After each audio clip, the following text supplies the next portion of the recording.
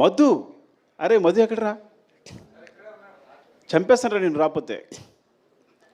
Water వాడిని కొంచెం మధు గురించి మాట్లాడి వాటర్ తాగాలి. మధు, అరే కొడతానరా నువ్వు, వెళ్ళిపోయాడా?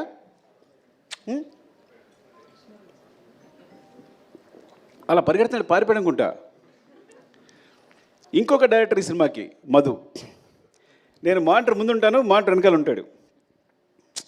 అంటే మీరు నిజంగా చెప్తున్నా, అసలు నాకు ఎంత హెల్ప్ అంటే డైరెక్షన్ విషయంలో, తను ఆన్లైన్ ఎడిట్ చేస్తాడు, చెప్పకూడదు కానీ సగం సినిమా తను ఎడిట్ చేసి ఉంటాడు.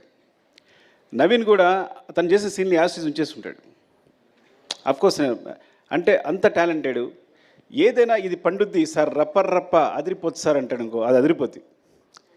తగ్గేదే లేదు అంటే అదిరిపోద్ది. పార్టీ మీద పుష్ప అందరూ అనుకుంటారు సార్ అంటే తన judgement is like amazing.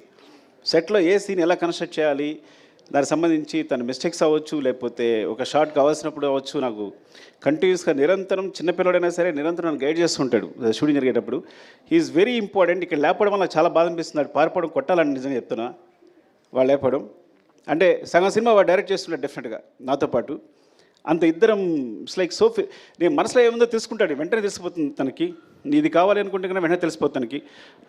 Sir అంటే ఇదే కదా మీరు అడిగేదని వెంటనే చెప్పేస్తాడు నాకు. And Madhu because and Naveen